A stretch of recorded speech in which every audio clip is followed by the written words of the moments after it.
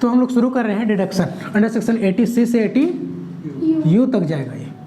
Deduction का मतलब जानते होंगे आप लोग, और नहीं जानते तो जान लीजिए, और जानते हैं तो और बढ़िया से जानिए, ठीक है। उससे पहले हम लोग थोड़ा सा, इससे पहले कुछ आता है वो चीज़ को पढ़ लेते हैं हम लोग थोड़ा सा। सभी कोई चीज़ जानते भी हैं, GTI जानते हैं क्या होता है? ग्रॉस टोटल आता कैसे है, उसके बाद आएंगे डिडक्शन में। आता क्या है GTI? तो जितना भी हेड्स ऑफ इनकम है, जितना भी हेड्स, मोबाइल रख दीजिए सर, मोबाइल की ज़रूरत नहीं है, ठीक है, एकदम रख दीजिए, बिंदास रहिए, ठीक है। तो जितना भी हेड्स ऑफ इनकम है, उससे जो भी इनकम जनरेट हुआ है सबको जोड़ दीजिए, और वही टोटल क्या कहलाता है? GTI। तो निकालते हैं। सबसे पहले कैसे आता है? इनकम फ्रॉम सैलरी, ठीक है ना। उसके बाद इनकम फ्रॉम हाउस प्रॉपर्टी, और इनकम फ्रॉम PGBP यानी बिजनेस और प्रोफेशन का। बिजनेस और प्रोफेशन का जो इनकम होगा यही आएगा। इनकम फ्रॉम CG मतलब कैपिटल गेन ना। क्या आप लोग पढ़े हैं सबको? अच्छा, उसके बाद इनकम फ्रॉम अदर सोर्स, ठीक है ना। सबको जोड़ दीजिएगा। इसी को बोलते हैं, क्या बोलते हैं? GTI यानी ग्रोस टोटल इनकम। इसको शॉर्ट में GTI कहेंगे ना। सबका क्लियर है? तो ये सब कुछ हम लोग पढ़ चुके हैं।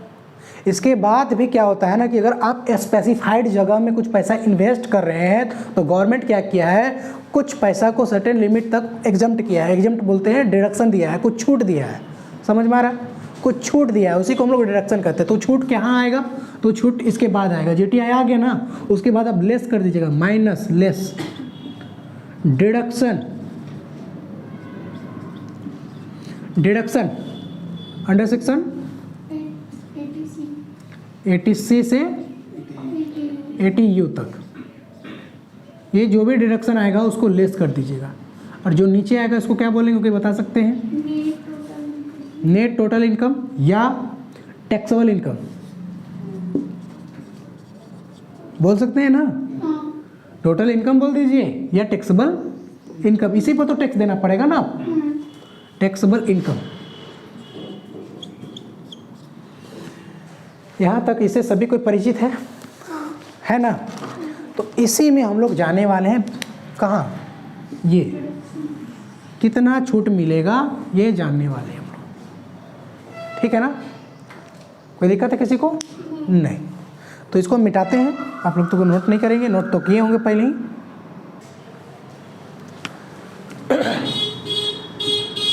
इनकम जो है,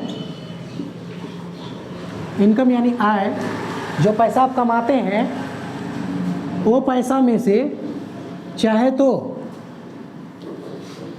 डिडक्शन या एग्जम्पशन की बात कर रहे हैं, चाहे तो वो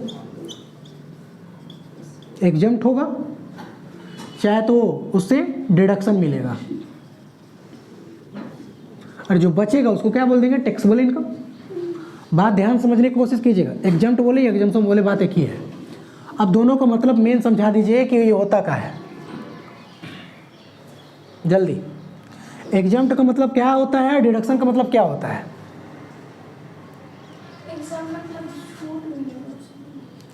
एग्जम्प्ट का मतलब डायरेक्ट इनकम में जोड़ना नहीं है, मतलब GTI का पार्ट नहीं है। GTI जो है यानी कि इनकम का पार्ट वो नहीं है।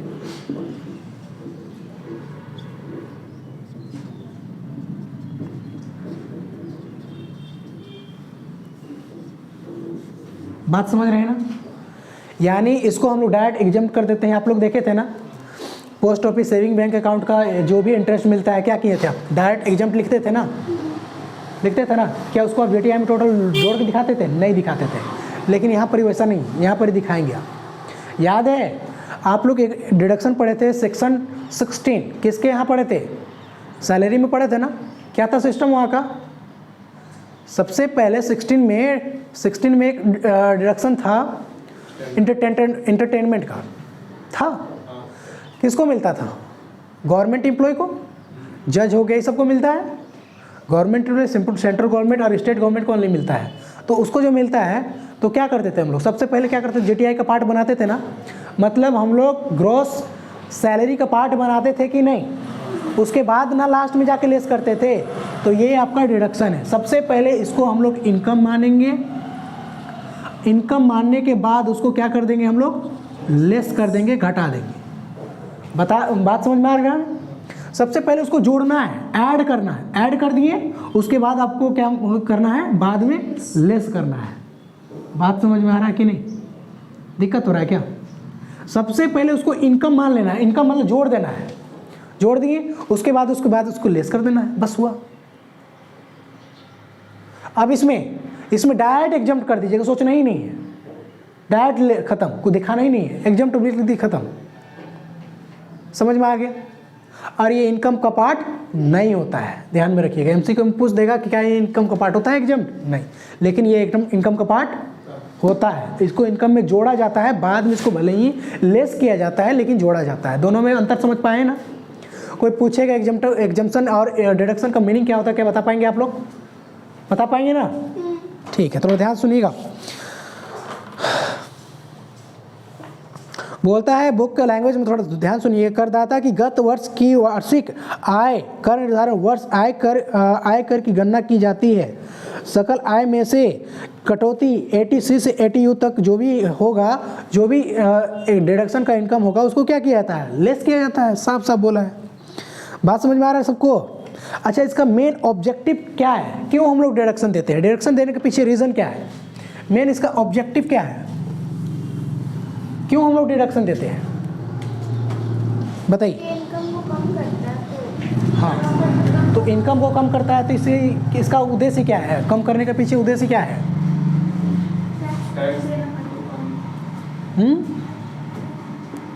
टैक्स क्या बोले?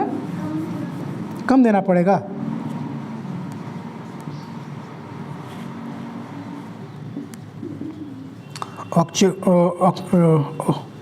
ऑब्जेक्टिव ऑफ डिडक्शन, डिडक्शन का क्या उद्देश्य है? क्यों डिडक्शन दिया जाता है?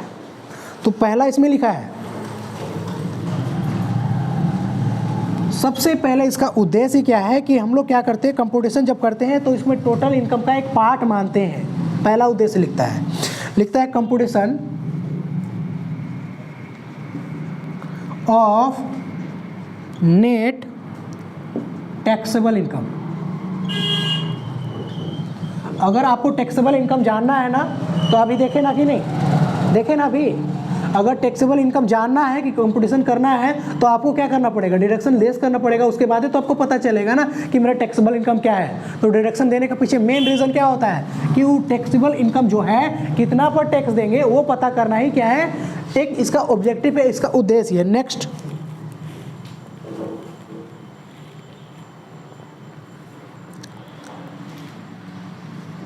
इसको लास्ट में देखें।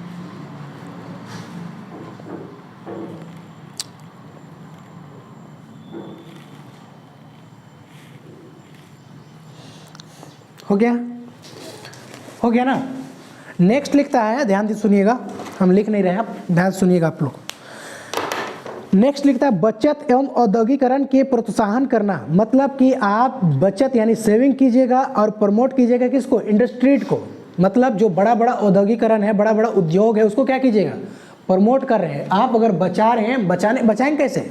इसका मतलब बचा के जो पैसा कहाँ कर रहे हैं? इन्वेस्ट कर रहे हैं, कहीं ना कहीं कर रहे हैं। कहाँ कर रहे होंगे? हो सके आप काल खरगाना बैठा रहे होंगे, तो उसके लिए या फिर कोई स्पेसिफाइड जगह में आप पैसा इन्वेस्ट कर रहे हैं जिससे गवर्नमेंट को या फिर नॉन गवर्नमेंट को फ़ायदा हो रहा है, तो उसके लिए क्या करना पड़ेगा? आपको डिडक्शन मिलेगा। यही इसी सेक्शन के अंदर में है, मिलेगा। ठीक है, जैसे मान के चलिए LIC में पैसा रख दिए, तो इससे क्या हुआ, आपको फ़ायदा हुआ कि नहीं हुआ? आपको तो फ़ायदा हुआ तो टैक्स देना चाहिए ना। लेकिन गवर्नमेंट क्या करता है, नहीं, कहीं ना कहीं आपको जितना फ़ायदा हो रहा है उससे ज़्यादा गवर्नमेंट को हो रहा है, क्योंकि कुछ सर्टेन टाइम के लिए, मतलब कुछ टाइम पीरियड के लिए आप क्या करते हैं, कुछ पैसा को इन्वेस्ट कर देते हैं LIC में। उससे पहले आप मैच्योरिटी से पहले क्या निकाल सकते हैं, आप टाइम हो जाता है फिर भी आपको जल्दी पैसा नहीं मिलता है। LIC मिलता है क्या? नहीं मिलता है। तो पैसा जो आप इन्वेस्टमेंट जो किए हैं तो उससे अगर देखा जाए तो गवर्नमेंट को फ़ायदा हो रहा है। आपको हम बता देंगे फ़ायदा कैसे होता है। मनी क्रिएशन पढ़े हैं, साख नियंत्रण नहीं ना पढ़े हैं, तो हम पढ़ा देंगे। मनी बैंकिंग एक है आप लोग का जो बहुत इंपॉर्टेंट होता है, उसमें हम बताएंगे। ये इसको हम बताएंगे सुबह वाला क्लास में, ठीक है। जब अलग कर देंगे ना इसको, हम ये जो इनकम टैक्स चले ना अभी, इसको दोनों अलग कर देंगे तो साख का निर्माण कैसे होता है, मनी का क्रिएशन कैसे होता है, इसको हम वहाँ पर ही बताने वाले हैं, ठीक है। वहाँ पर ही बताएंगे सेंट्रल बैंक क्या होता है, सेंट्रल बैंक का वर्क क्या है, SLR क्या होता है, बैंक रेट क्या होता है, रेपो रेट क्या होता है, ये सब जितना भी है ना बाबू सब इंपॉर्टेंट है। आप कॉमर्स का कोई भी डिपार्टमेंट में जाइएगा सब जगह पूछेगा आपको। और एक चीज़ ध्यान में रखिएगा, आप लोग भले आप लोग का एज नहीं हुआ है, आप लोग का, अच्छा इसको बंद कर लेते हैं, वहाँ से पूछेगा ही। मनी क्रिएशन से एकदम 100% सेंट्रल बैंक से ही सबसे रहेगा ही क्वेश्चन, देख लीजिएगा आप। या फिर बैंक का भी एग्जाम बैठिएगा ना, देखिए कॉमर्स का मतलब लोग समझते हैं कि नहीं बैंक का बस बैंक का बनना है, बैंक मैनेजर बन जाना है, बैंक का PO CO बन के बस यही करना है, नहीं, बहुत सारा वैकेंसी है, देखिए ना अभी। नेक्स्ट क्या बताएं आप लोग को हम, इंडस्ट्रियल, देखिए पैसा जो है आप डिडक्शन करना चाहते हैं तो आप पैसा क्या करते हैं, इंडस्ट्री में इन्वेस्ट कर देते हैं। मतलब बड़ा बड़ा कारखाना बनाते हैं तो वहाँ पर पैसा लगता है ना, तो कुछ लिमिट तक क्या करता है वहाँ पर एग्जम्प्ट कर देता है, टैक्सेबल नहीं होता है। बात समझ में आ गया ना, एग्जम्प्ट नहीं, डिडक्शन मिल जाता है, छूट मिल जाता है। नेक्स्ट बोलता है earning of foreign exchange reserve, विदेशी मुद्रा भंडार का अर्जन। देखिए अगर आप डिडक्शन चाहते हैं तो इसे भी एक, इसका भी एक सब बहुत बड़ा उद्देश्य है कि आपका फॉरेन रिजर्व, इससे रिजर्व जो है इंक्रीज होता है, मतलब फ़ायदा होता है। और यहाँ पर अगर आप इन्वेस्टमेंट कीजिएगा तो इससे भी आपको क्या होगा, डिडक्शन मिल जाएगा, छूट मिलेगा। नेक्स्ट आगे बढ़ते हैं, बोलता है promote the feeling deduction to charitable और रिलीजियन इंस्टीट्यूशन। मतलब बोलता है अगर आप डोनेशन देते हैं कोई गरीब बच्चा को या कोई चैरिटेबल ट्रस्ट को, जैसे कि वृद्धाश्रम या फिर क्या बोलते हैं वो बच्चा लोग वाला,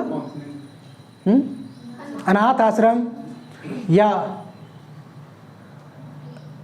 धार्मिक स्थल नहीं होता है क्या, इतना तो है जी, मंदिर है, गुरुद्वारा है, मस्जिद है, इतना सारा बहुत सारा तो है। तो इस तरह का अगर आप इन्वेस्टमेंट कीजिएगा ना तो भी आपको डिडक्शन मिलेगा, लेकिन ऐसे नहीं मिलेगा, उसके लिए आपको रसीद चाहिए। जब आप पैसा देते हैं ना तो एक रसीद देखे होंगे, याद है आप लोग को? पूजा वूजा होता है तो अपने से आके भर देते हैं यहाँ पर ही बिना पूछे, लाओ याद है 1000 काटा था मेरे 1000 या 1200 रुपये काट के गए थे